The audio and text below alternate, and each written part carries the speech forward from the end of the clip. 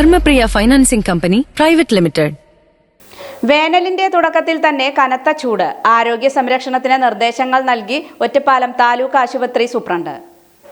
ഇക്കുറി വേനൽ കടുക്കുമെന്ന സൂചന നൽകുന്നത് പോലെയാണ് കുറച്ച് ദിവസങ്ങളിലായി തുടരുന്ന കനത്ത ചൂടും വെയിലും. ദിനംപ്രതി പുറത്തിറങ്ങി സൂര്യപ്രകാശം നേരിട്ടേൽക്കുന്ന ആളുകൾ വലിയ ജാഗ്രത പുലർത്തേണ്ടത് വലിയ ആവശ്യമായി തുടരുകയാണ്. ഹൃദ്രോഗികൾ, പ്രമേഹ രോഗികൾ, സ്ട്രോക്കിന് സാധ്യതയുള്ള ആളുകൾ എന്നിവർക്ക് ചൂട് കൂടുന്നത് അസുഖം വരാൻ സാധ്യതയേറെയാണെന്നും വെയിലത്ത് തൊഴിലെടുക്കുന്നവരുൾപ്പെടെ ആളുകൾ പ്രത്യേക മുൻകരുതലുകൾ സ്വീകരിക്കണമെന്ന് താലൂക്ക് ആശുപത്രി സൂപ്രണ്ട് ഡോക്ടർ പത്മനാഭൻ പറഞ്ഞു. ശരീരത്തിലെ ജലക്ഷാമം അഥവാ ഡിഹൈഡ്രേഷൻ പോലുള്ള അവസ്ഥകൾ ഉണ്ടാകാനും സാധ്യതയുണ്ടെന്നും അദ്ദേഹം മുന്നറിയിപ്പ് നൽകി.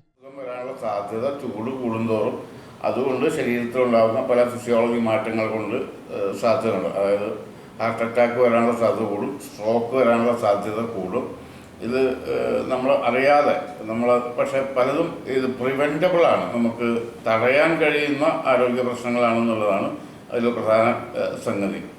നമ്മൾ ശ്രദ്ധിക്കുകയാണെങ്കിൽ അത് ചൂട് കൂടിയ സ്ഥലത്ത് കൂടുതലായിട്ടും ഈ മാനുവൽ ലേബറിൽ തൊഴിലുകളിൽ ശാരീരികമായി അധ്വാനിക്കുന്ന തൊഴിലുകളിൽ ഏർപ്പെടുന്ന ആളുകൾക്കാണ് കൂടുതൽ പ്രശ്നം വരിക.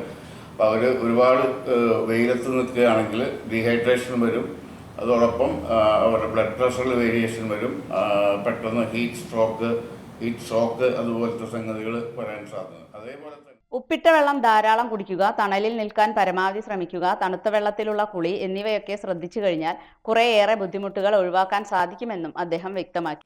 ഒന്ന്, വെള്ളം ധാരാളം കുടിക്കുക. അതിൽ വെള്ളത്തിൽ ഉപ്പിൻ്റെ അംശം മെയിൻറ്റെയിൻ ചെയ്യണം. അത് ഉപ്പിട്ട വെള്ളം ചിലപ്പോൾ സാൾട്ട് ലോസ് ഉണ്ടാവും. പിന്നെ നമ്മുടെ ഇൻസെൻസിബിൾ വാട്ടർ ലോസ് എന്ന് പറയും. നമ്മൾ മൂത്രമൊഴിച്ചിട്ട് നമുക്ക് ശരീരത്തിൽ നിന്ന് വെള്ളം പോകും, വേർത്തിട്ട് ശരീരത്തിൽ നിന്ന് വെള്ളം പോകും. ഇത് നമ്മൾ അറിയുന്നതാണ്. അതുപോലെ ശ്വസന പ്രക്രിയയിലൂടെ ഒരുപാട് വാട്ടർ ലോസ് വരുന്നത്. അപ്പോൾ ഇത് മുഴുവൻ നമ്മൾ കോമ്പൻസേറ്റ് ചെയ്യാനുള്ള അത്രയും തന്നെ വെള്ളം കുടിക്കേണ്ടതാണ്. പിന്നെ കാലാവസ്ഥാ വ്യതിയാനത്തിനനുസരിച്ച് ജീവിതശൈലിയിൽ മാറ്റം കൊണ്ടുവരണമെന്നും അദ്ദേഹം മുന്നറിയിപ്പ് നൽകി. ബൈറ്റ്: ഫെബ്രുവരി, മാർച്ച്, ഏപ്രിൽ മാസങ്ങളിൽ വലിയ ചൂടായിരിക്കും നേരിടേണ്ടി വരിക.